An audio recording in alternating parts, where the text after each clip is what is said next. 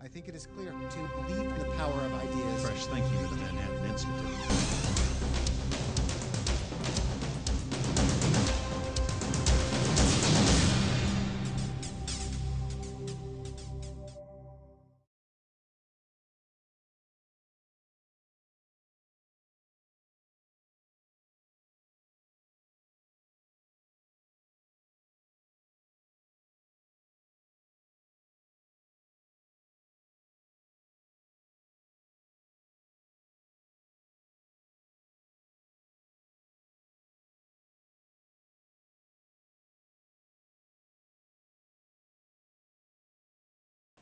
I want to thank everyone for coming. I'm James R. Copeland. I'm the director of the Center for Legal Policy at the Manhattan Institute for Policy Research, which sponsors the proxymonitor.com database or .org database, and also sponsors the research here we're going to discuss today and this report.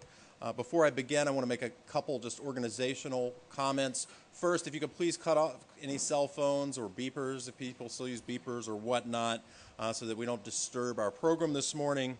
Secondly, those of you who wish to get continuing legal education CLE credits, make sure that you sign in and out and fill out your evaluation form, because we'll need to submit all that stuff to the bar for that all to count.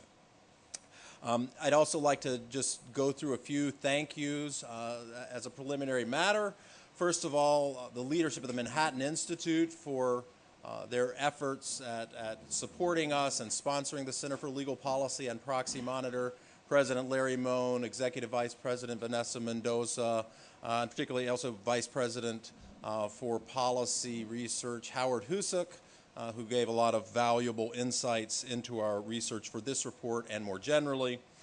I'd like to thank, as indispensable, our project manager for Proxy Monitor, Margaret M. Peggy O'Keefe, who's my co-author on our report today and has really been with us since the beginning putting this Proxy Monitor project together. She's got a lot of experience in this field, both in executive compensation and corporate governance advisory work at Pearl Meyer and Partners, as well as 10 years on proxy advisory consulting with the Proxy Advisory Group and Morrow and Company, a stint of time at Chase Manhattan Bank. So she's really brought a wealth of experience to this effort and has been invaluable to me throughout. Also, it'd be remiss if I didn't thank my deputy, Isaac Gorodetsky, the various interns under his supervision that assisted with the research for this project, including Colin Hedrick at the back, who's going to be manning our PowerPoint for us today. The Manhattan Institute editorial team, headed by Matthew Hennessy, the communications team, including Catherine Lazarski, our press officer, and of special thanks to our events team, headed by Taisha Camacho and Debbie Azard, that put together this event today. So Colin, if we'll go to the substantive slides, we'll go to the next one and just fill people in very briefly about what Proxy Monitor is. Our database we launched in January of 2011. So our Center for Legal Policy, or its predecessors, has been around since the mid-'80s. A lot of our focus traditionally has been on civil litigation. So we followed corporate governance somewhat indirectly, particularly the intersection between corporate governance and securities litigation. And about the middle part of the last decade, after Sarbanes-Oxley reforms and other reforms started settling in, people started coming to us and saying, we really need to pay more attention to corporate governance.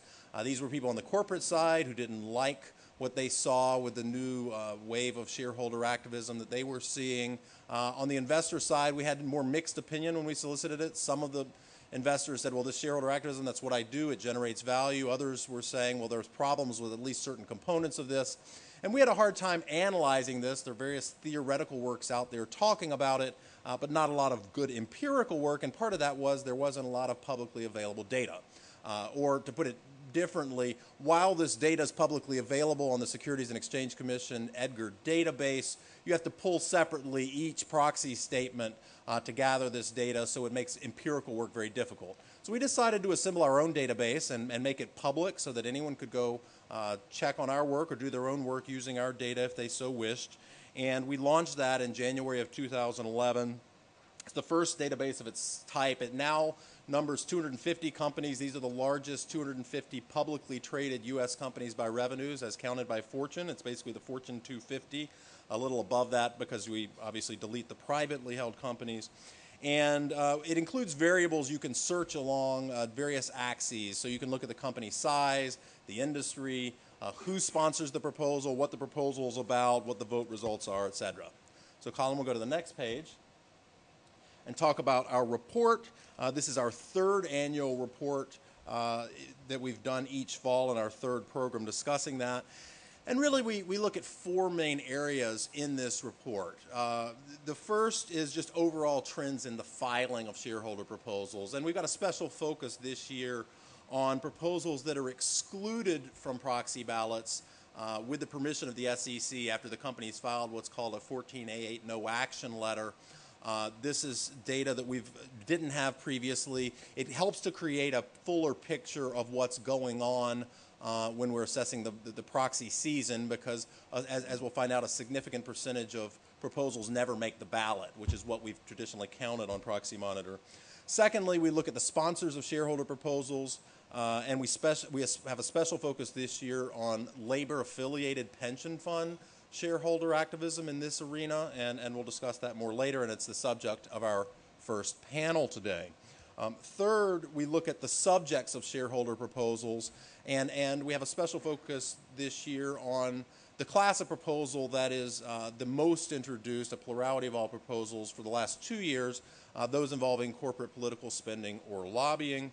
And then finally, we look at shareholder proposal voting results. And we don't do a special focus in the report, but I'm going to do a little one here in my presentation today on the role of institutional shareholder services, the leading by market share proxy advisory firm. I did significant empirical research on this question last year. I'll share some of that today to help frame our second panel, which is going to focus more specifically on the role of proxy advisory firms. So Colin will go to the next one. The trends in shareholder proposal filings. We'll go on through. The basic news is the number of shareholder proposals filed in 2013 is up. And it's up only marginally from 1.22 to 1.26 proposals per Fortune 250 company year over year. As you'll notice on the graph, the last 3 years, the number of proposals is significantly below the years before that. A substantial reason for that is that say-on-pay, so-called say-on-pay executive compensation advisory votes were a very frequently introduced class of proposal through 2010. In 2010, such votes were made mandatory in the Dodd-Frank Wall Street Reform and Consumer Protection Act. Therefore, you don't see any more shareholder proposals calling for executive compensation advisory votes, and that explains significantly why these numbers are lower. Interestingly, what explains the uptick this year versus last year in terms of overall shareholder proposals is this question of executive compensation. So it appears to us that after a couple of years getting used to executive compensation advisory voting, various shareholder activists that are interested in executive compensation are starting to come up with some new proposals in addition to their efforts opposing executive compensation plans that are on the ballot at various companies. As I alluded to before, a number of shareholder proposals get introduced that don't make the ballot. Based on a survey we conducted in conjunction with the Society of Corporate Secretaries and Governance Professionals last winter, a little over 2 proposals are introduced actually at each company. In 2012, that was the case, as opposed to 1.22 that made the ballot. And it turns out that if those numbers are accurate, about half of the proposals are negotiated off. In other words, there's a discussion between the proposal sponsor and management, and for various concessions or based on the discussion management has with the proponent, the proposal is withdrawn. The other half are excluded by the company with the permission, the effective express permission of the Securities and Exchange Commission. The company submits a 14A8 no action letter to the Securities and Exchange Commission, and the commission says, well, we expect that we'll pursue no action if you don't exclude this. We think you're right in your rationale under the law for being able to exclude this. So let's turn to that next, and we'll go ahead through. to the next graph, and I don't want to belabor this too much. There's more information in the report on this. It's a little bit technical, but these are the reasons basically why we see proposals getting excluded with SEC permission. And usually it's due to procedural defect or a vague and indefinite proposal. There are occasions where there's a conflict with state law, a conflict with another proposal, or it's substantially the same as an earlier proposal. These are proposals that fall below the 6%, 8%, 10% type thresholds for minimum voting that the SEC requires to keep proposals on the ballot year over year. So proposals that don't get much of any support get excluded in the next year if the company wants to do so. There were 104 at the time we cut off in mid-August in terms of our counting. There were 104 successful exclusions with SEC no action letters this year. 86% of those were by individual shareholder proponents. Unsurprisingly, the institutional investors active in this arena, the social responsible investment funds, the labor union or other union-affiliated, labor-affiliated pension funds tend to be less likely to have the sort of defects that lead to an exclusion. But let's go forward then and talk about who some of these proponents are. Who are the sponsors, by and large, of shareholder proposals? And in 2013, you see basically their proposals are sponsored by 4 different groups, or really 3 different groups as we think about it. So a plurality of all proposals, depending on how you count it, are sponsored either by union or labor-affiliated pension funds or by individuals. And it kind of depends if you count all individuals, or if you separate out, as we do, a couple of very active corporate gadflies. That's what we're showing here, where almost 1/4 of all shareholder proposals were introduced by just 2 people and their family members, and in one case, a family trust. So John and Ray Chevedden and their family trust, and William and Kenneth Steiner, these 2 individuals and their family members have sponsored almost 1/4 of all shareholder proposals that actually made the ballot in 2013. And that they also had a number excluded through the 14A8 process, so that may even underestimate their overall role being played here. The other individuals I want to point out, the 16% of all proposals that are sponsored by other individuals, some of those folks also legitimately should be called corporate gadflies as well. James McRitchie is a frequent filer and a self-professed corporate gadfly. And then there's some others that are sort of in between, like John Harrington, who runs Harrington Investments, a social investing firm, also introduces shareholder proposals on his own behalf. So not all those 16% are just sort of an interested investor in one company. Some of them are repeat players filing common proposals across multiple companies. A plurality of groups, if you count it this way, or certainly a significant percentage of groups, over 1/3 of all shareholder proposals are backed by labor-affiliated pension funds. And these really break down into, labor-affiliated pension funds mean more than one thing. And so Brandon from the AFL-CIO is going to be on our first panel. I don't want to get into discussions or debates about the lingo here. We're grouping these all together, but to be clear, there are basically 3 ways you see pension funds organize, these direct benefit funds. One, it's a company-sponsored plan. And unsurprisingly, we don't see company-sponsored plans introducing shareholder proposals at other companies trying to change their corporate governance. That's really not shocking. The other is, in the public sector, state and municipal employee pension plans. These are organized, generally they're led by political actors or by boards that include a combination of union representatives and political actors. So the New York State Common Retirement Fund, for instance, is headed by a sole fiduciary, the elected state comptroller, a partisan elected official. The New York City pension funds, which are allocated across 5 different boards, those boards are generally majority led by elected officials or their designees, with other representation from the various labor unions as well on the board. And then finally, the third sort of category of what we call labor-affiliated pension plans, and these are the ones that are the most active in percentage terms in terms of filing shareholder proposals, are private or public union plans that are multi-employer union plans. So the AFL-CIO most prominently across private sector industries, AFSCME, the American Federation of State, County, Municipal Employees across public sector types of employees. But these are union-sponsored plans that cross multiple employers. And then finally, about 1/5 of all shareholder proposals are backed by what we call religious affiliated social investing and public policy proposals. The majority of these are social investing funds. These are mutual funds with an express purpose that goes beyond simply share value.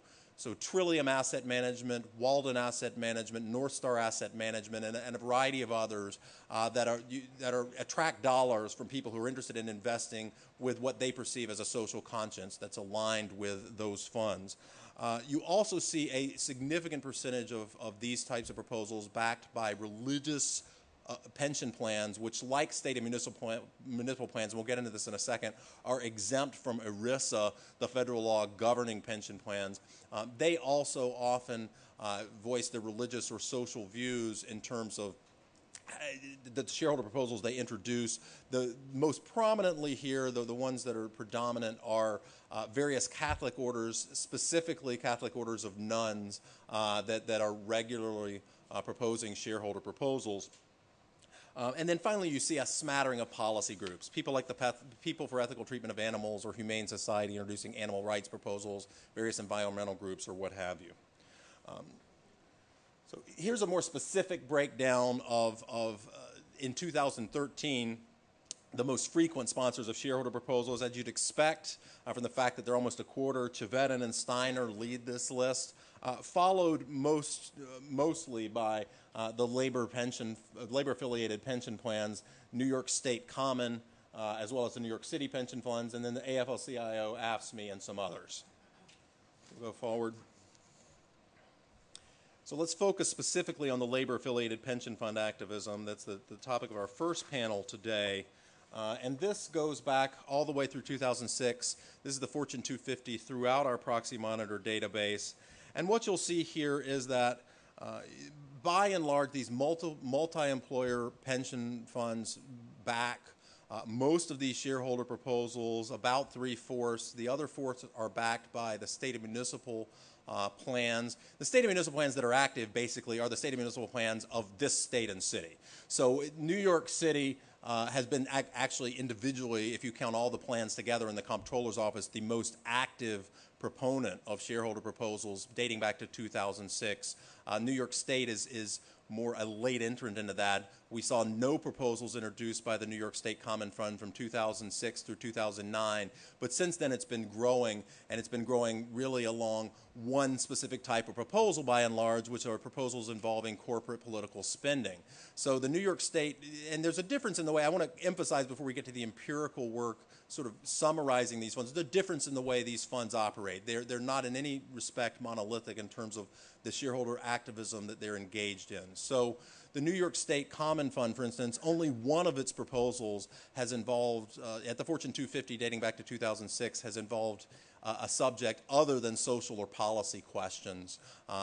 Only one executive compensation related proposal. The New York City pension funds, similarly, 75% of all their proposals have involved social or policy concerns, usually employment discrimination or political spending being the topic of theirs. Corporate political spending is the subject of 2/3 of all the proposals introduced by the New York State Fund. Other state and municipal employee unions that don't show up on the list have been somewhat active and tend to have different focus, with a handful of exceptions that are involved in these social or policy questions. So CalPERS, the largest fund, the California Public Employee Retirement System, 2/3 of its proposals involve majority voting for directors. In other words, you need a straight majority to elect directors in your annual elections. Other boards have been pushing for annual election of directors. So a number of public employee retirement system boards have worked with Lucian Bebchuk and some folks at Harvard on introducing board declassification proposals that'll elect each director annually rather than having staggered board terms, which is viewed as being related to shareholder value in the sense that it's an anti-takeover device. If you only elect 1/3 of your board in a year, you can't put pressure as a shareholder activist, a hedge fund or private equity fund or someone trying to, or an individual like Carl Icahn trying to put pressure on the board. If only 1/3 of the board turns over each year, it's an anti-takeover device, and that's why those folks tend to focus on that. At least that's the theory underlying it, and there's empirical evidence backing that up. Now, similarly, I want to just point out that private boards act differently. So the multi-employer private union pension plans, for instance, the United Brotherhood of Carpenters, and the corporate folks tend to speak well of them. It's probably not surprising. 72% of all of their shareholder proposals introduced over the period involve majority voting for directors. And none of their proposals involve social or policy questions. By contrast, the AFL-CIO, and Brandon will be up here, Brandon Rees from the AFL-CIO on the first panel to discuss this more fully. Only 15% of their shareholder proposals involve corporate governance questions. A majority of those involve separating the chairman and CEO position. 50% of their proposals involve executive compensation, which of course is theoretically linked to share value. It's also highly sensitive to corporate management, and 35% of their proposals have involved social or policy questions, most prominently corporate political spending, or in the run-up to healthcare reform, supporting healthcare reform principles, which they may regret some of that effort these days, according to what I read in the papers. But let's go to the next slide. And this is in previous years we have tracked by industry and by company which companies are getting more shareholder proposals from labor funds. And we decided this year, well, part of the allegation is here that some of this is politically oriented. Well, let's look at what companies actually do in the political sphere, and this is publicly available data, their PAC contributions and otherwise, and what labor unions are doing in terms of filing shareholder proposals with the companies. Well, it turns out, first of all, as a baseline, all 250 companies on our database were politically active in the 2012 election cycle, so which suggests that some level of political activity is something that corporate management universally thinks is worthwhile, and that probably explains why shareholder proposals seeking to eliminate entirely corporate political spending get very, very low shareholder support. But we decided to look at how much companies were giving. On average, they give $800,000 across our database in the 2012 election cycle. And these are very large companies, so as a percentage of company budgets, that's actually quite modest. But 18% of all companies in our database got a labor-affiliated pension fund proposal in 2013.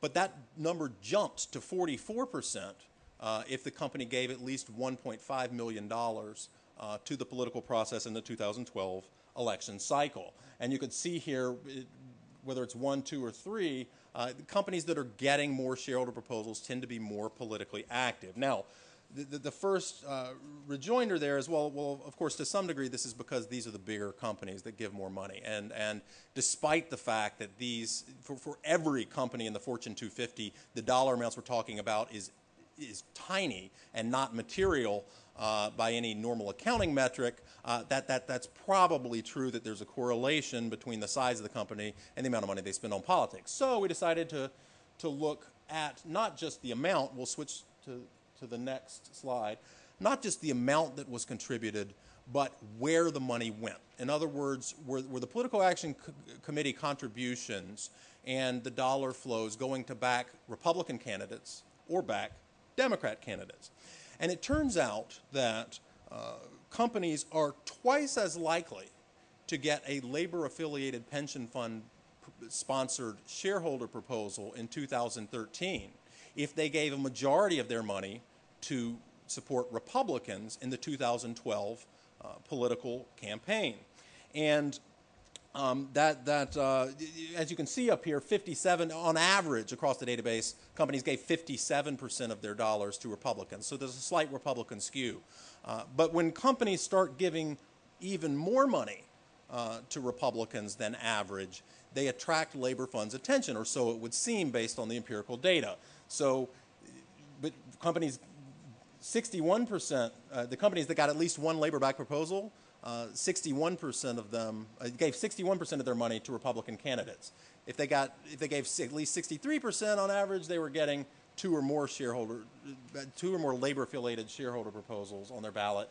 And the companies getting 3 or more labor-affiliated shareholder proposals on their ballot gave 71% on average to Republican candidates. Now, we also go through some of these specific examples that got 3 or more shareholder proposals on the ballot in 2013. And in fairness, a couple of those, there certainly are plausible share value reasons why labor funds were focusing on them, as well as alternative hypotheses. However, the 3 companies that fell into this bucket, that got 3 or more labor-backed proposals in both 2012 and 2013, I argue in the report, and I will argue, primarily it's hard to make a shareholder value-based critique of those companies to get extra focus. And those companies are Abbott Labs, Dean Foods, and ExxonMobil. Now, ExxonMobil is the big company, so it's perhaps unsurprising there that they're attracting this, and it may have nothing to do with the fact that they gave 89% of their dollars to support Republicans.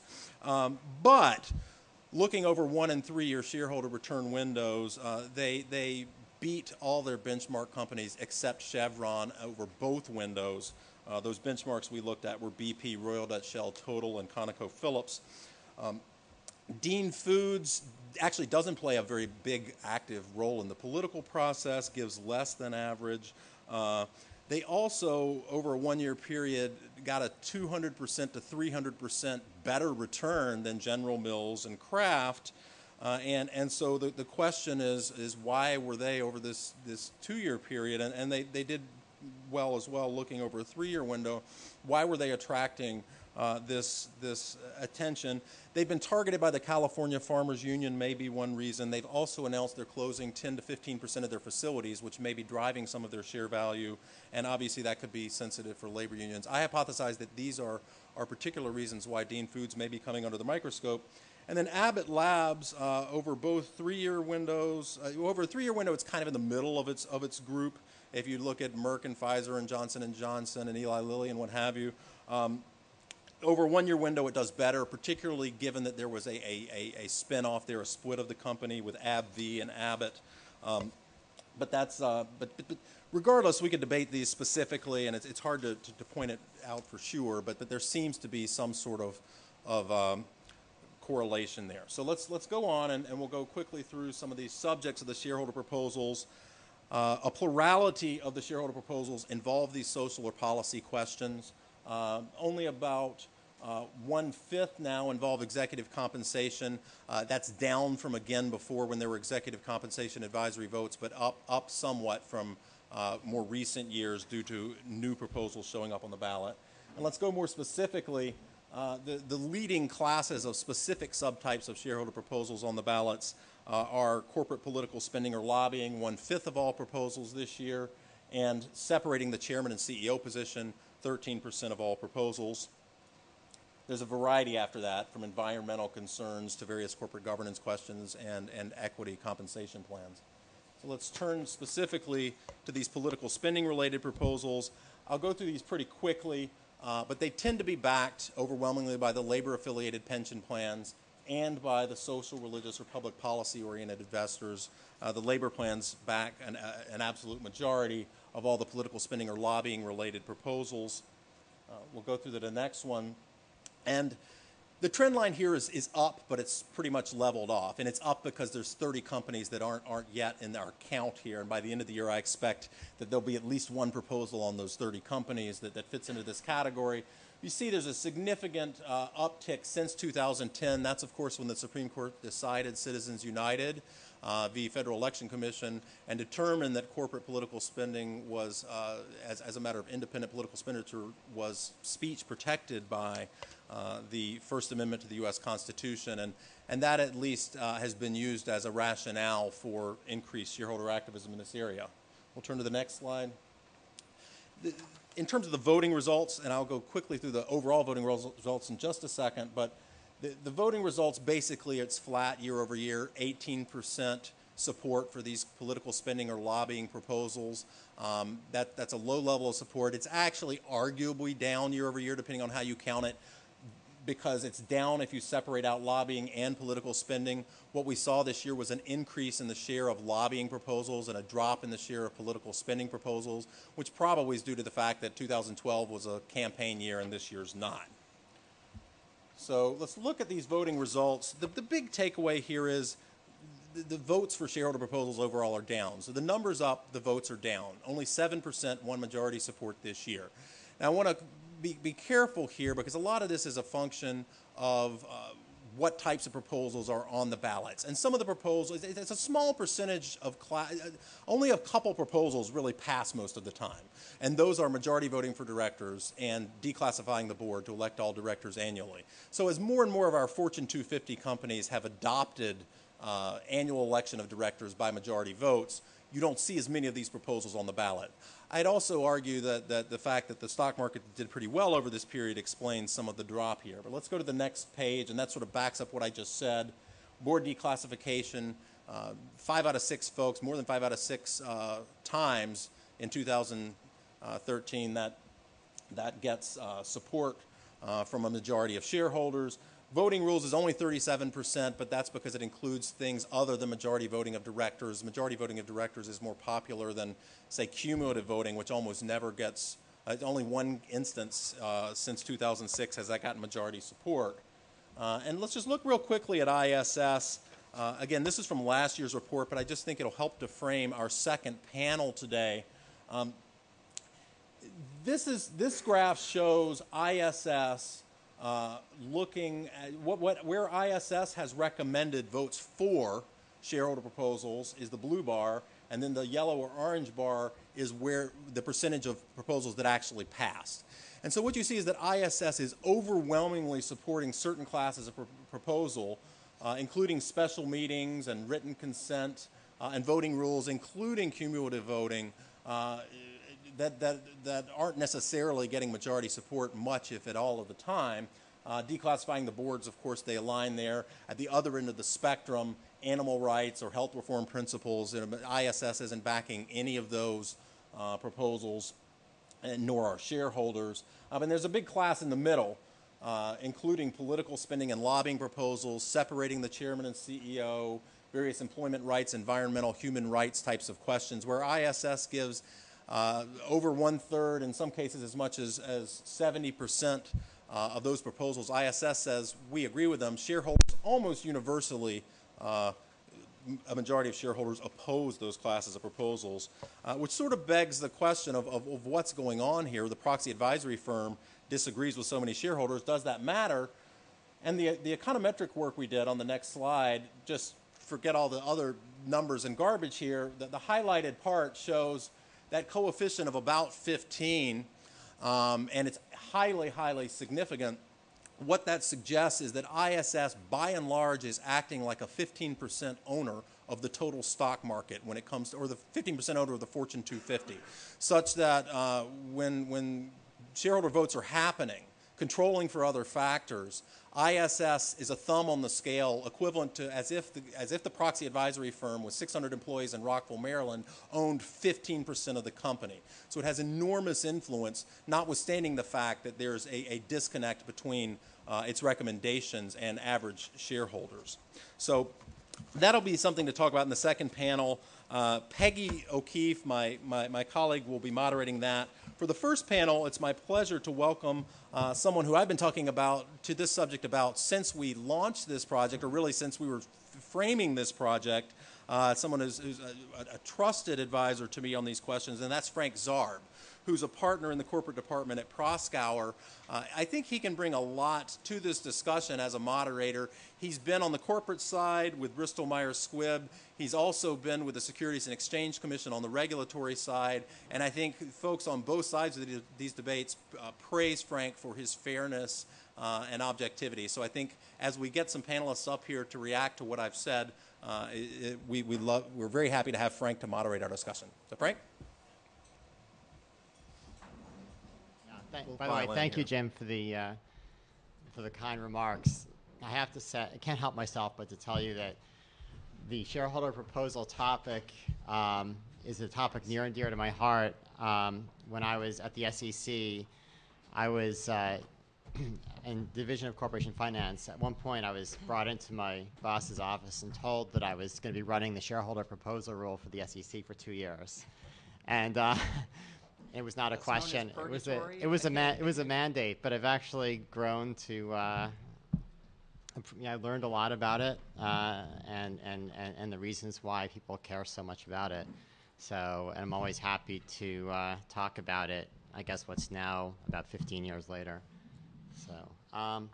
So the purpose of this panel is to follow up on Jim's remarks, which I thought were very interesting, and the report that the Manhattan Institute published today, and in particular to maybe probe a little bit on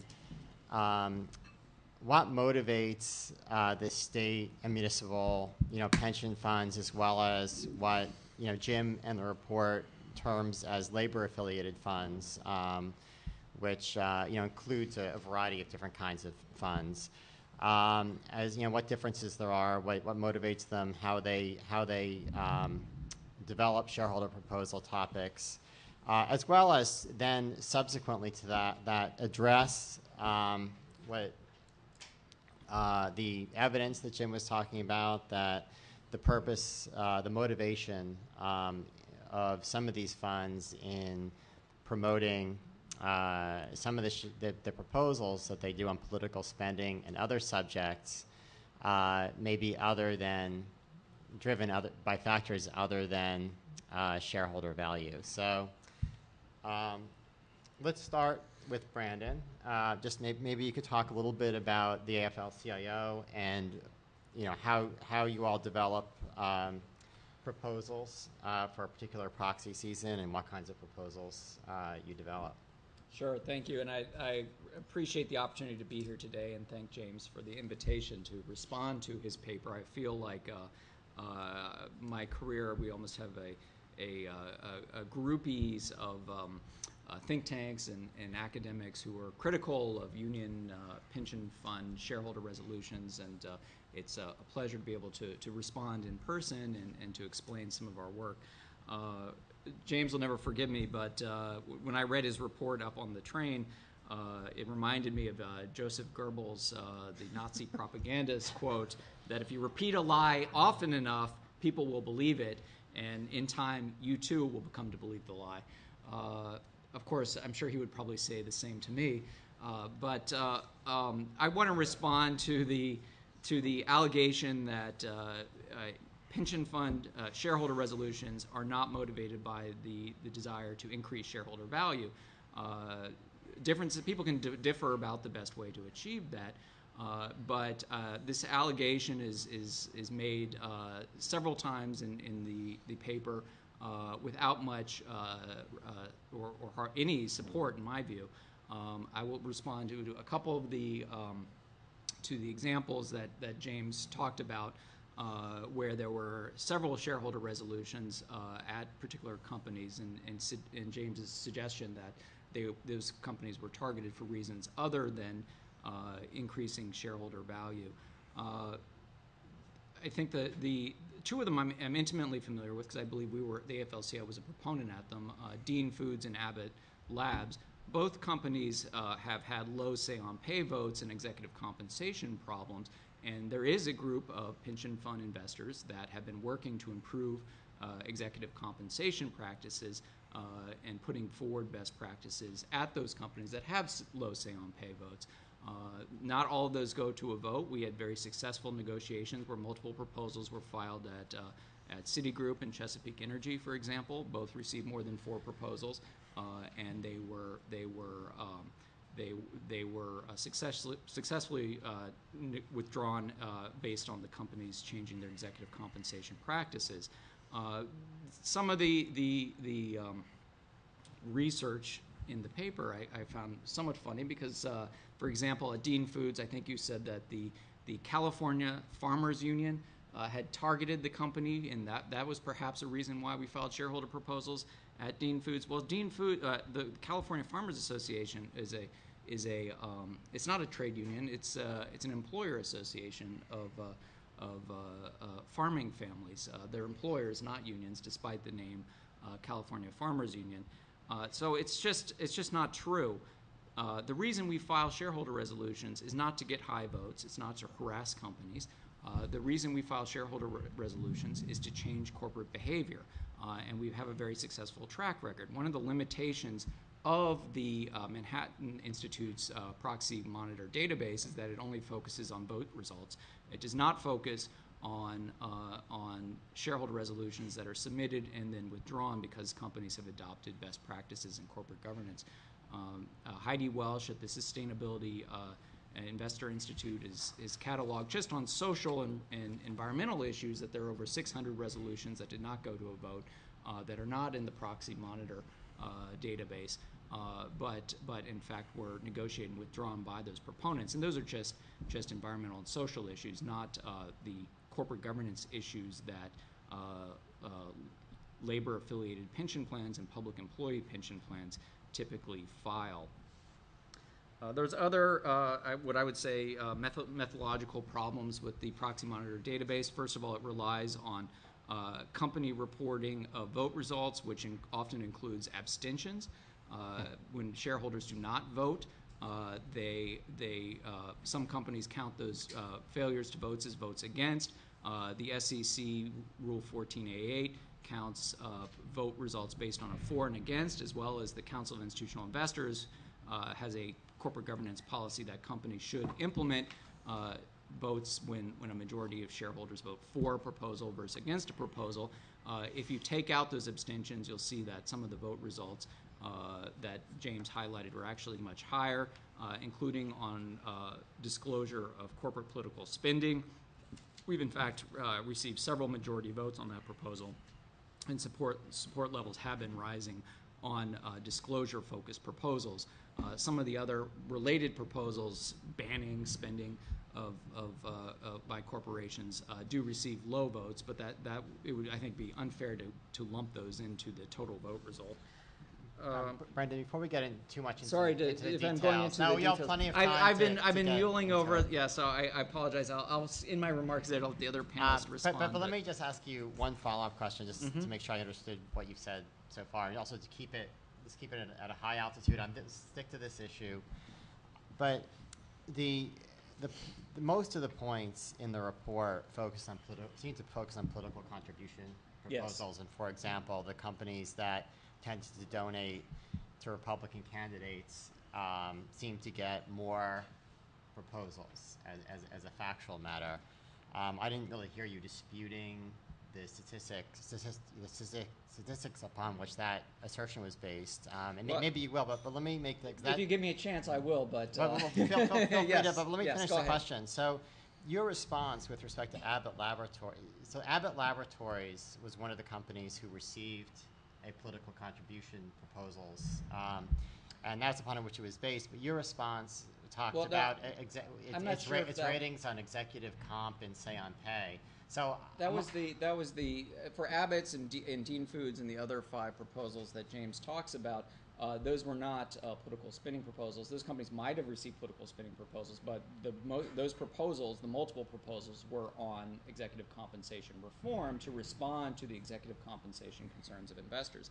One other note I'd like to make is that James then looks at the performance and finds that I think 3 of those companies outperformed, and therefore the targeting of those companies must not be related to shareholder value. Well, I find it somewhat humorous because just a couple months ago I was at the Chamber of Commerce where they issued a report saying that that Navigant Consulting prepares for them, saying that union shareholder resolutions are filed at companies that where share price actually goes down. So it's either going up or it's going down. I'm not quite sure if there really is a correlation there. I think it depends, Okay, just trying to understand. I guess part of the purpose of this is try to understand how your funds think about these proposals. Yes. So this is actually very interesting. Yes. So is it really almost when you look at which companies to focus on to submit these proposals to, it's literally an objective, almost a database calculation of what the say on pay results were and an analysis of the executive comp? Is it really driven by that, or are there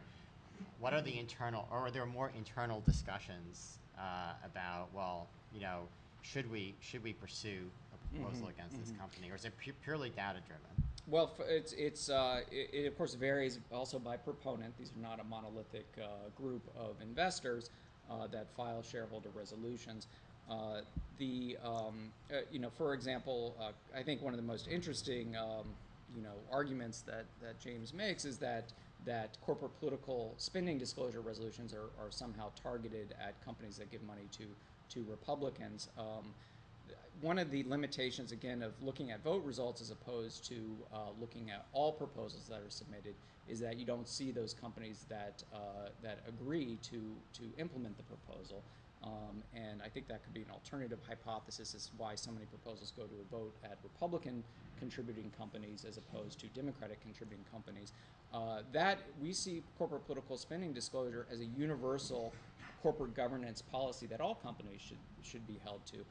We believe that publicly traded companies should be held to the same standards that, for example, labor unions are held to in terms of disclosure of corporate political spending and lobbying activity. And so we file them at all companies. And yes, we do talk amongst ourselves so that we don't file at the same companies because, of course, you can only have one proposal per topic in proxy statements. But there are some things that are seen as universal issues. There are others that of course, Well, not just sorry, yes. but not all companies do get political spending proposals. I know just from working with a lot of companies. Like last proxy season, I worked with a bunch of companies, and I think not a single one of them actually got a political spending proposal. Well, those are targeted based on companies' voluntary disclosure of corporate political spending. In fact, the Center on Political Accountability has a database in which they rank the transparency of corporations, and so you would expect that those companies that already voluntarily comply with the spirit of the resolution would not receive those resolutions. And one other point I would make is I think, which is not a shareholder resolution strategy, but if you look at the New York State Comptroller's work on political spending disclosure and the use of Delaware law, Section 220 books and records request which is a right of shareholders to inspect the company's books and records, which we believe applies to corporate political spending decisions made by the board. They sued Qualcomm, which I believe is a Democratic supporter, not a primarily Republican supporter. Okay, so let's cut it off there. I want to cut you off from the other. Sorry. Yeah, I just want to respond to some of those Sure. characterizations because they're not all accurate. We'll call on you next then. But let's keep it at a high altitude on the same question though, and then we'll go to Robert and Stephen. But go ahead, Jim. Did you want to respond now? Or? Oh, you want to respond? Yeah, sure. I just a few points there. First of all, the meta critique I will concede and agree with. In the following meta critique that in excluding, in not having data on the withdrawn proposals and only the proposals that come to a vote is a limitation in our methodology, and there's just no way around that. I mean, we have used survey data to try to fill in those gaps. We have counted the 14A8 exclusions that I detailed today, but there's no question that the picture could be marginally different. And I want to emphasize that's marginally different given the fact that the majority of proposals are winding up on the ballot when you start counting the aggregate numbers based on the survey methodology we've used in the 14A8s that we've counted. That being said, a point of important clarification here when we're looking at those union aggregation of union targeting of companies, in other words, multiple union proposals showing up at companies varying by political spending. We're not just counting the political spending proposals there, we're counting all proposals there. So the notion, it is a hypothetical, an alternative hypothesis that, well, the Republican-leaning firms are less likely to do what the advocates say. If we were just counting the political spending proposals, I think would be a more plausible hypothesis. But as he pointed out on something like Abbott Labs, you're getting, say, 4 different executive compensation-related proposals. Now, I'm happy to say that, yeah, I mean, they may be going after Abbott Labs simply on the basis of executive compensation. That's certainly a plausible hypothesis. I don't think I dispute that in the report. What it's not plausible is to say, well, it's just because of share value. And so if their executive compensation efforts not related to share value, and saying things like, well, it may go up, it may go down. Well, but the premise that we're operating under and the premise that ERISA puts on private sector labor unions is that share value, not how much the CEO pays, is really where you ought to be focusing. Now, the two other points he made, which I think are important to clarify, one, on this notion of counting abstentions. And Brandon says this, Bruce Freed, the former Democratic congressional staffer who runs the Center for Political Accountability, always says this, well, we count it the way the SEC does, and Proxy Monitor counts it wrong. I discussed this in depth in footnote 50 to the report, which you can find on page 17. That's simply an inaccurate or misleading at best characterization of what the actual law and regulations are.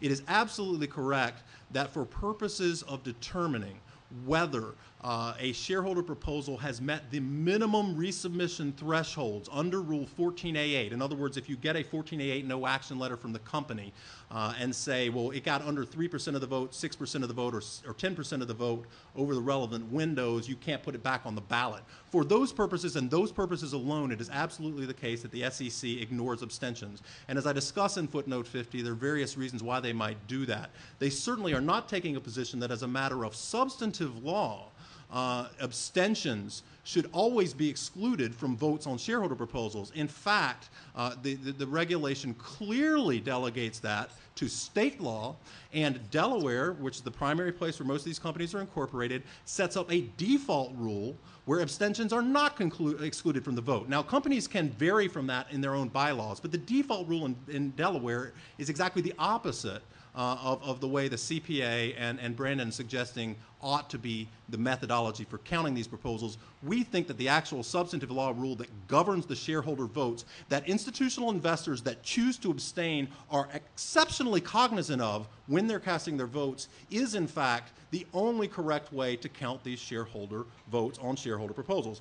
And finally, the question of the New York State Common Retirement Fund, Thomas DiNapoli, the Democrat-elected comptroller's suit against Qualcomm in Delaware State Court.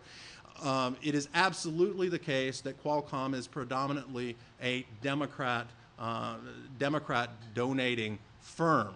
I would posit, given that that's the only company that's been sued under Delaware law and that there's no ruling of law that's been passed upon by the Delaware Court of Chancery, that in part this was by design such that the settlement agreement reached upon between Qualcomm and the New York State Comptroller, who's a Democrat, might have been more favorable. But I don't have any that's just a hypothesis, but I don't think that it necessarily suggests that, oh, well, he sued one company that gives more to Democrats, overrides the empirical evidence we show that shows that unions are substantially more likely, twice as likely, to file shareholder proposals that do wind up on the ballot with companies that give more to Republicans.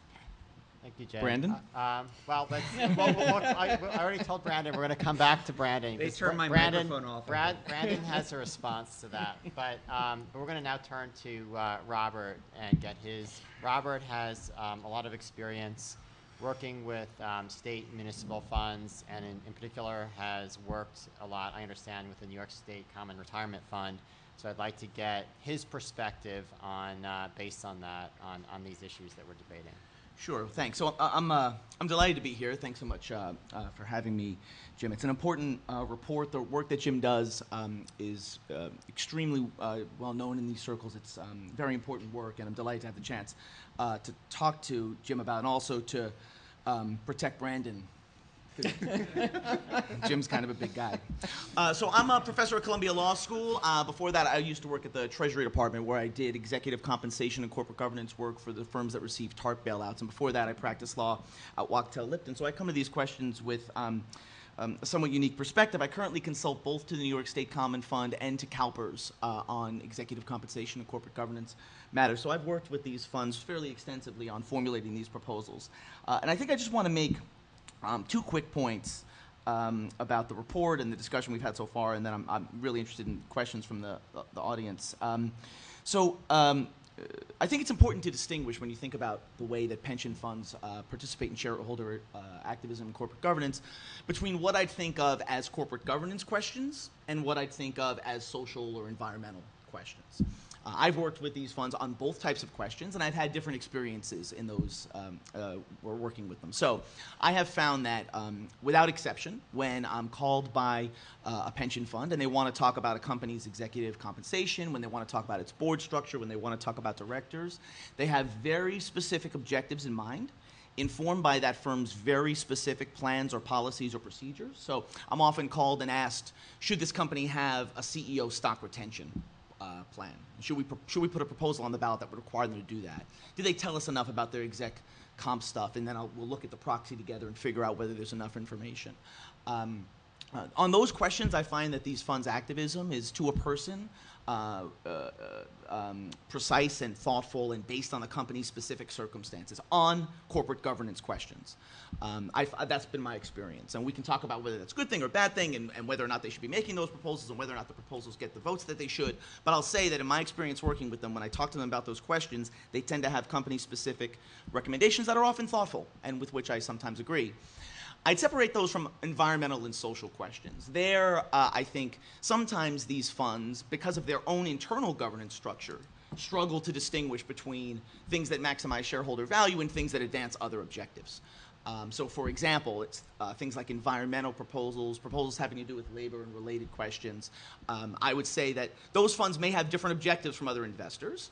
And in that way, Jim's report is an important contribution to a way to think about and to explain to other investors who aren't labor side investors what those investors' interests might be and how they might differ from those of the other shareholders. Now, I'm not sure Brendan will agree with all that, but my guess is that he would say that when they're focused on corporate governance questions, they're more successful at persuading other investors. When they focus on social and environmental stuff, they're less successful.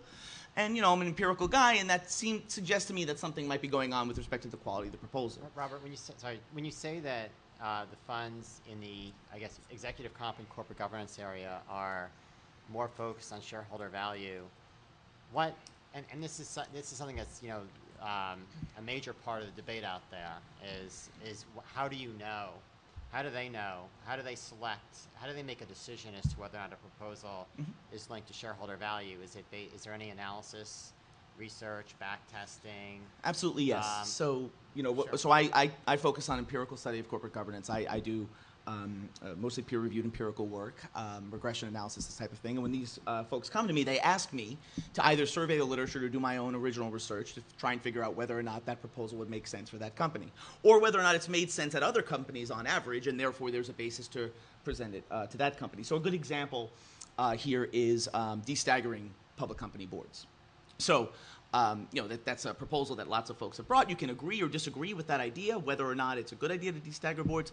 But you know, when I talk to folks about it, there's an empirically motivated intuition that those kinds of arrangements have been associated with lower shareholder value. Now, you can question those empirics, et cetera, but yes, the answer is the way they pick firms and the way they pick policies is usually data-driven. But let me ask you one follow-up question. What about political spending? Because I've always thought that when companies pay, you know, money for lobbyists and to push different initiatives at the state and federal level, it's because it's going to enhance their, you know, product sales. Or, you know, I read somewhere that Tesla was having trouble in the States opening dealerships because of, you know, dealership laws that were invented in the 30s, in their view.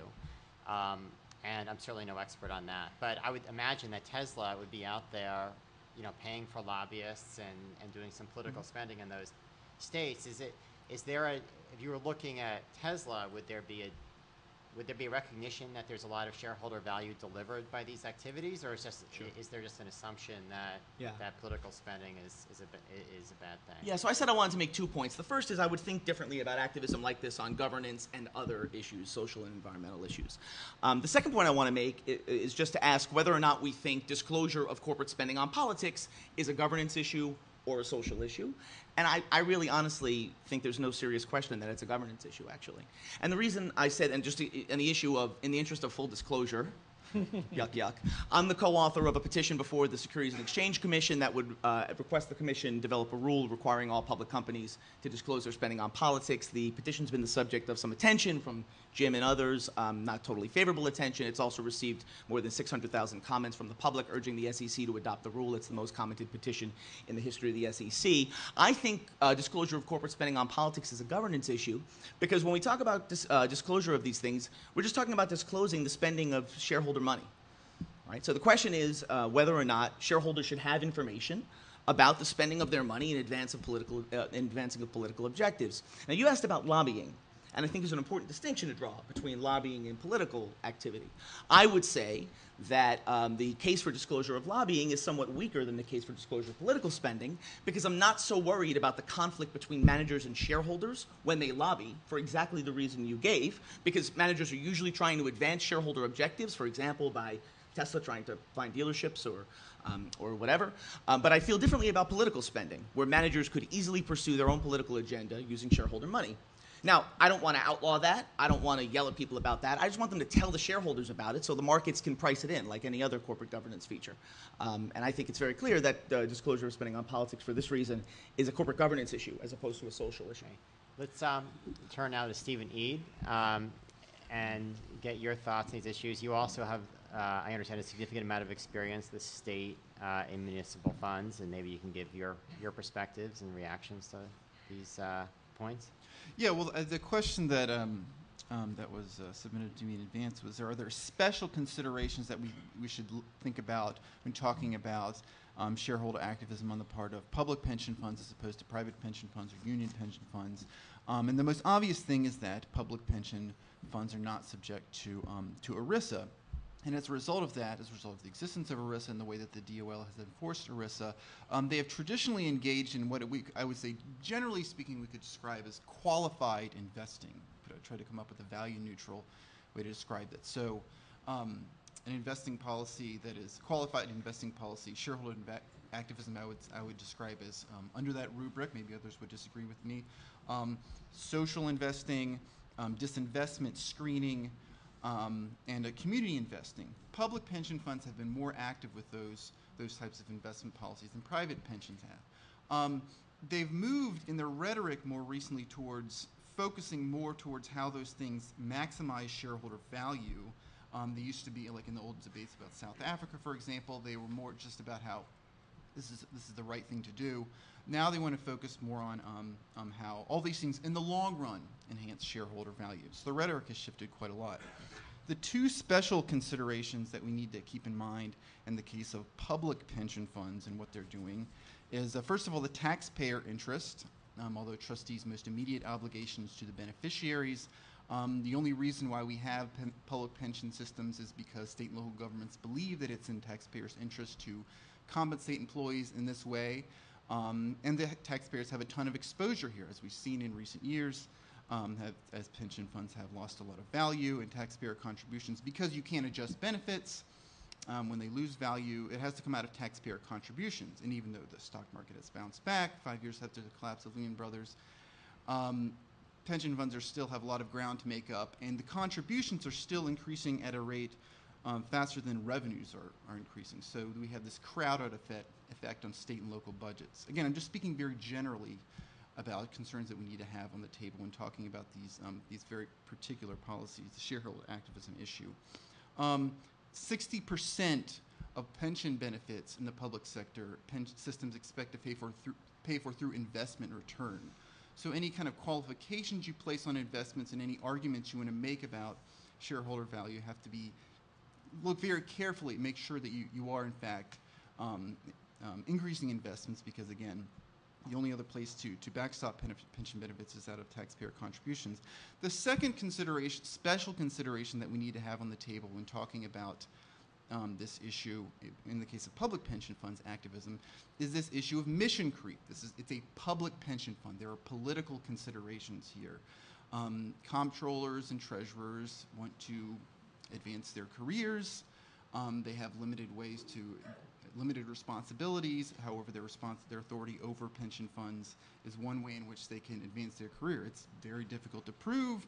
Maybe there are times in which it's They're advancing very limited, they're very legitimate concerns, very legitimate proposals.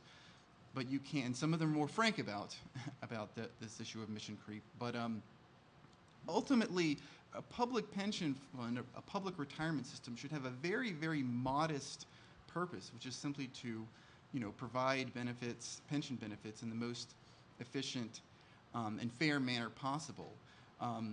Those of us who are very active in the public pension debate, some people are very frustrated about how taxpayers and the public seems inadequately aware of this issue, that it's too obscure. People need to be aware of this public pension issue.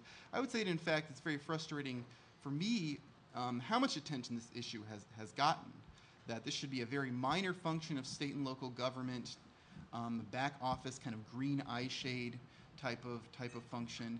And it's a symptom of a problem that, in fact, this has come to crowd out and take up so much attention from public officials and the public, that we've talked so much about public pension funds and their problems. So I'm trying to keep them in the interest of keeping it as a very, very minor administrative function of state and local government. That's the concern I have with the direction of shareholder activism. I would say I have more concerns on the issue of mission creep than on the issue of taxpayers. Stephen, what is, in your view, the cause of the mission creep? Is it, is it that there are politicians who are on the boards who are bringing their political objectives into the board discussion, or is there some other? Yeah, I mean, there could be cases in which bureaucratic agencies have an interest. I mean, public pension funds, CalPERS and others have been very active in advocating for increased benefits. That's a questionable interpretation of what a public retirement system should be doing. But yes, the political context. I mean, you really can't ever lose sight of that. Okay, thanks. Brendan, I think we're making notes. I've seen you've got a few. Well, I'll try not to monopolize the remainder of the time, but by the way, we're going to then turn to you all to see what your questions are. So after that, if I can just respond to a couple points. One on the division of separation of environmental and social issue proposals from corporate governance proposals. I'm reminded of the quote by Milton Friedman that the social responsibility of corporations is to maximize profits. Well, I think today responsible corporations know that if they want to maximize profits, they have to address issues of social responsibility in today's legal and regulatory environments. And that when we file shareholder resolutions, for example, we filed proposals on workplace safety in the petroleum industry after the BP disaster in the Gulf of Mexico. It was with the goal of encouraging the industry to disclose the steps that it was taking to address safety issues to protect, of course, both workers, but also the environment and shareholders of those companies.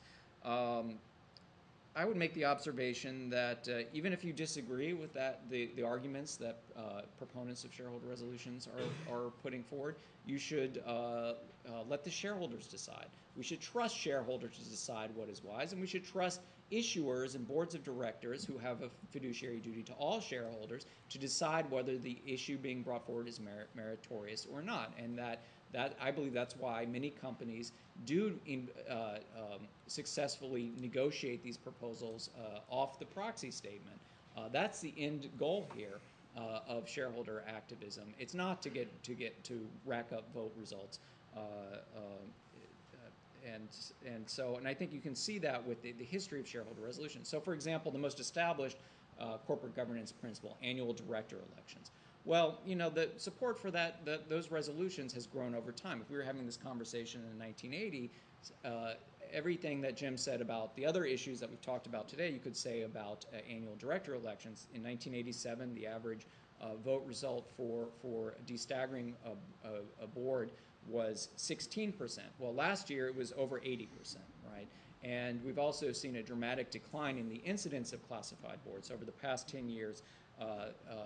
10 years ago, fewer than 40% of companies had annual director elections. Today, over 2/3 of publicly traded companies have annual director elections. That's the end result here. And many of these shareholder proposal topics ultimately do get taken up to be an embedded fabric of our securities laws. independent boards of directors, independent compensation and audit committees. Those are now required by the New York Stock Exchange and NASDAQ listing standards. That idea, it began as a shareholder resolution. Auditor independence, the idea that auditors should have limitations on the non-audit fees that they receive. It's now required by Sarbanes-Oxley Act. That began as a shareholder resolution. Say on pay, required by the Dodd-Frank Act. That idea began as a shareholder resolution. That's how we measure our success. I'm very pleased with the impact that shareholder proponents have had on improving corporate governance of our publicly traded companies. I believe that it is reflected in share price and will ultimately make our companies better performing because they are adopting best practices in corporate governance. Maybe we can now turn to your questions right here. I'd like to ask Mr. Jackson, you propose mandated disclosure of political spending. Yep. You mentioned it's because of shareholders' money, Mhm. which is, of course, true of every dollar in a corporation. Sure. You went on to allude to the fact that there was a concern about executives pursuing their own agendas. Uh-huh. Are you making a case that there's some unique agency cost risk with political spending that isn't present or isn't covered by other kind of disclosure regimes with respect to political spending? Why should political spending be different than any other spending, which is also shareholder money? What's special about political spending from an agency cost perspective? Yeah, so it's a very good question. I didn't want to monopolize too much of our time on the point, but in a paper published earlier this year in the Georgetown Law Review, Lucian Bebchuk and I elaborate on why we think the agency problem here is unique. The reason that I think, so you're absolutely right that all spending by a corporation is spending of shareholder money. So why do I feel like, for example, that I don't want mandatory disclosure of lobbying, as I pointed out earlier, expenses, but I do want mandatory disclosure of political spending? And the reason is I think there's a unique agency problem when managers can use shareholder money to advance a particular political agenda. And I think that agency problem is most likely to obtain when they can do so without disclosure, which is the current law. So, for example, a public corporation can, and they do, take money, put it in an intermediary. They can be the Chamber of Commerce or someone who gets less press attention, and funnel it to politicians. They do this all the time to the tune of, we don't really know how much money because there's no disclosure, but if I add up the largest intermediaries, I can get to, $1 billion in a hurry. And I think managers are in a unique position to advance the political causes they like by spending shareholder money in this way. Now, you might ask me, if you wanted to really press me on this, you might say, look, what about charitable contributions? Right? They're similar. Right? What about donations to the Manhattan Institute? Just for example? For example. And what I'd say about that is you're absolutely right, that in that sense, to the extent that a charitable contribution is also a spending of a shareholder dollar in pursuit of possibly a private agenda, I have to be committed to a disclosure rule for that, and I am. And I've said as much in public remarks and in testimony before the Congress. So I think there are unique agency problems when it comes to political spending, but it's not the only area where we need better transparency in corporate governance. And my sense, by the way, when I talk to boards of directors about this, is that they largely agree, which is why this petition's been out there for over a year, or 2 years now. 600,000 people have come out in favor of it, and not one public corporation has opposed the petition. Robert, don't. If I can respond to this briefly, just because I have a forthcoming piece in the Harvard Business Law Review responding to the Bebchuk-Jackson proposal that Bebchuk graciously invited me to participate in, and I just want to get some response to what Robert said, because he's a very thoughtful guy. His proposal is very thoughtful, but I actually think that these arguments cut generally in exactly the opposite direction from the way he does. And three main points on that. First, on the amount of money, talking about $1 billion. By any normal materiality threshold, that's absurdly small.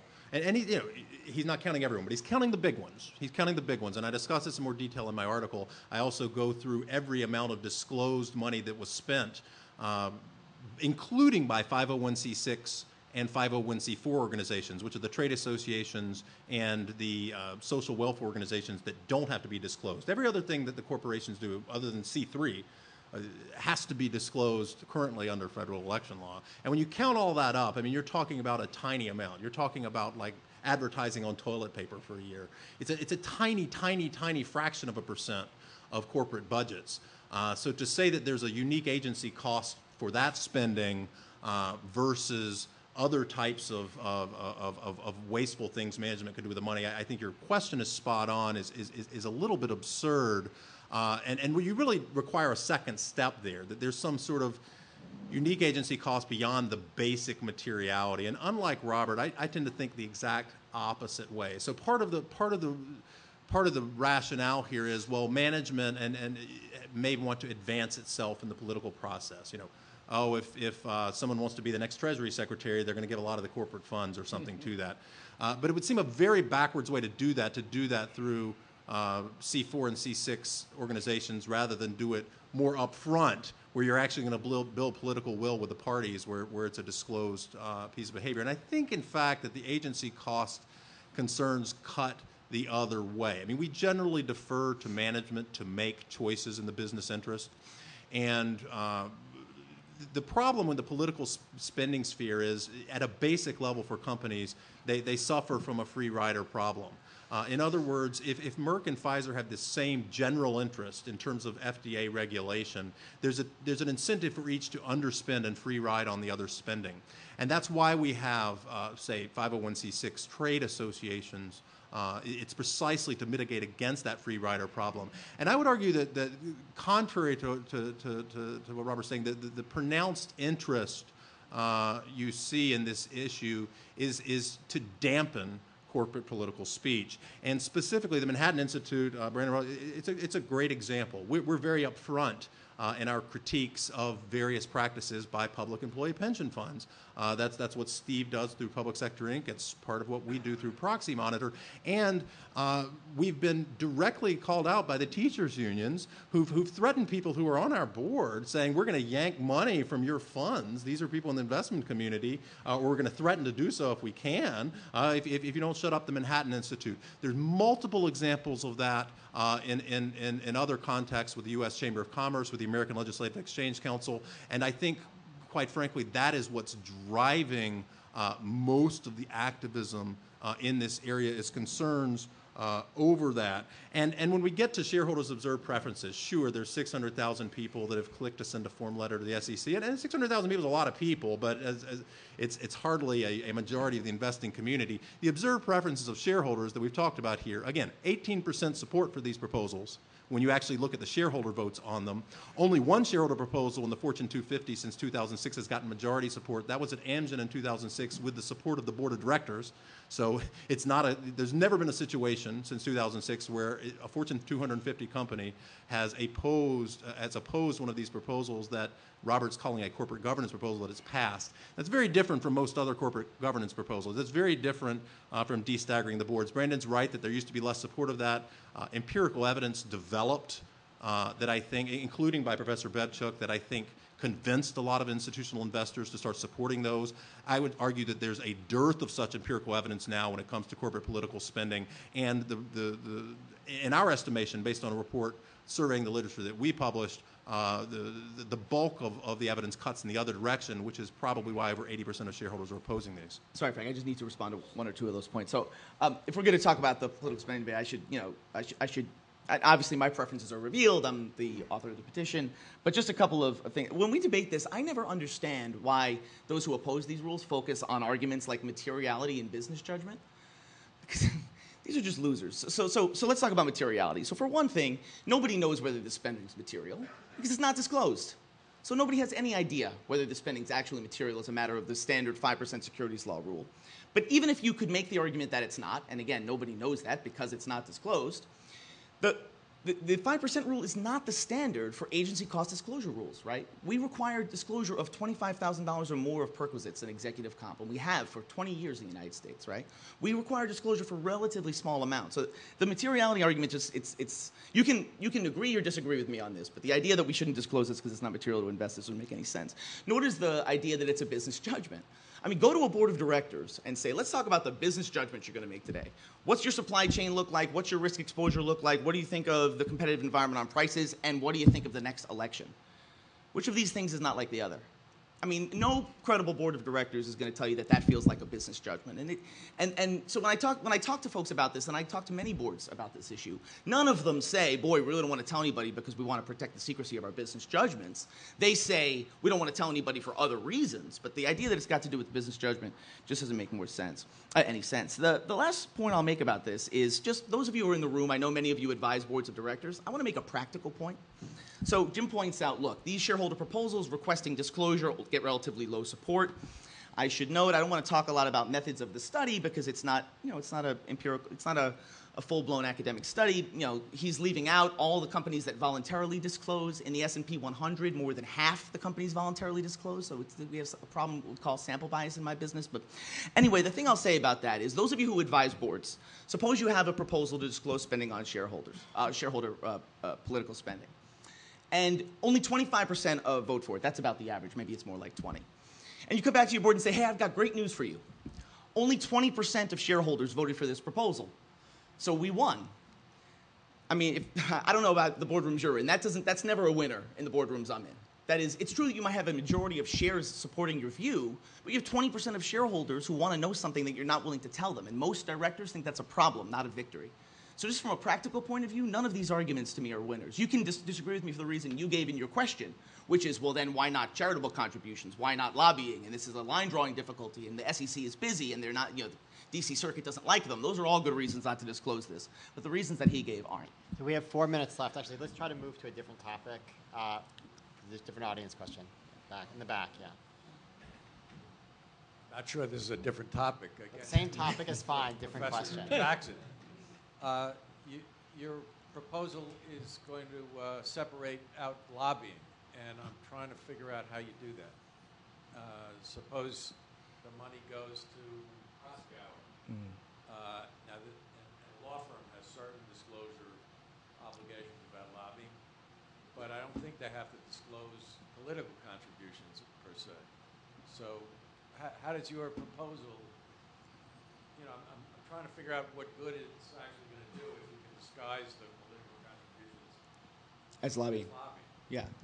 Well, first of all, I don't want to upset Frank. So any money that goes to Proxy is we don't accepted from lobby. the rule. You can't pay us to do that. I'm afraid. A lot of other things you can pay us to do though, but not that. Money to Proxy, that can be secret. What tell? I don't know. Proxy. No, so I think it's a very good point, and I think one pushback on the proposal has been, and this point I think is a good one, is it's going to be hard for the SEC to draw this line. It's going to be hard for them to enforce the line. People will lawyer the line. Those are all good objections. Your point is very well taken. I think you can, in this area, the SEC can draw on existing rules in campaign finance, for example, that make these distinctions. There's existing standards. Some of them work, some of them don't. But the argument that it would be hard to draw the line and therefore people will push this stuff through lobbying rather than political activity is a very fair point. And I think the SEC might have difficulty doing that lift. And we can talk about whether or not that's a good use of the SEC's time and resources. Those are good reasons not to disclose spending on politics. By the way, one thing I'll say about that is the 60 companies in the S&P 100 who do voluntarily disclose have found a way to separate out these two things. And they typically do disclose their political spending and not their lobbying. So it doesn't strike me the line is impossible to administer. In business, we administer difficult lines all the time. But whether or not the SEC could do it or should do it or would be expert in doing it is a question worth asking. Let me say one more thing about that, which is that a lot of what you just said was said about other areas of disclosure that we now take as given in our world, right? So in 1992, when the SEC was first going to disclose executive compensation, people said, what do you know about executive compensation? What's a perquisite? What's income versus what's not? Where are you going to get that standard? How are you going to enforce that? Now, 20 years later, we take as given that there's a summary compensation table that lists perquisites. They look like this, not that. So the SEC can do this. Now, sometimes when I make this point, people say the administrability and readability of the exec comp disclosures is not a supportive point about what the SEC does well. And that point's very well taken. So we can talk about that. But what I'll say for now is I think these lines could be administered. And I think shareholders deserve to know. Not stop, not vote on, nothing like that, but just deserve to know when their money's spent on politics. And it's hard for me to see why that's not true. We're running out of time, and I'm going to assert the host privilege to just get the last word, because that's what I want to do. And because Robert's said, don't believe Jim's arguments, these other ones might make sense. First of all, on the line drawing argument, I agree with Robert on that. I mean, is it hard to draw the line? Sure. I don't think that's a compelling rationale. I think the compelling rationale here is that the SEC is supposed to, by statute, worry about things like market efficiency and facilitating capital formation. And ultimately, I think the materiality argument does matter here. I think the business judgment types of questions do matter here. I've since 1997, I've been on boards of directors for over 15 years. We absolutely talk about politics in boards of directors meetings. Is it exactly the same as opening a new plant? No. Is it certainly something that directors talk about? Yes. Does it need to go out to all the shareholders? Absolutely not, in my mind. And the reason is precisely for this sort of public campaign like you saw launched against Target in its home state of Minnesota, supporting a political action committee that supported a Republican gubernatorial candidate who opposed gay marriage, and all of a sudden Target's an anti-gay company in the eyes of certain shareholder activists. I mean, I think that there are lots of reasons. On the one, Robert, I think there's an inherent tension to what Robert's saying vis-a-vis the business judgment rule. On the one hand, this is very different. Very different. On the other hand, well, it's just sort of classic corporate governance. Well, there's a little bit of trying to have it both ways there. I'm not suggesting that what the right rule should be. In other words, what should the Federal Election Commission do? What should the Supreme Court rule do on this? I mean, these are sensitive topics. I'm suggesting it has nothing to do with the Securities and Exchange Commission based on the Securities and Exchange Commission's classic orientations. And I think it's very strange to say, yes, directors, if you get a minority vote that's above 20%, directors will take notice of that in any context. He's absolutely right about that. But I don't think it follows from that you need a mandatory rule from the Securities and Exchange Commission that 80% of shareholders are rejecting. So with that note, I want to thank the panelists. I want to thank our moderator, Frank, and welcome our next panel. Great, thank you. It's a pleasure. I think it is clear how fortunate we are to believe in the power of ideas. Supply the common sense and the fresh thinking of the Manhattan Institute.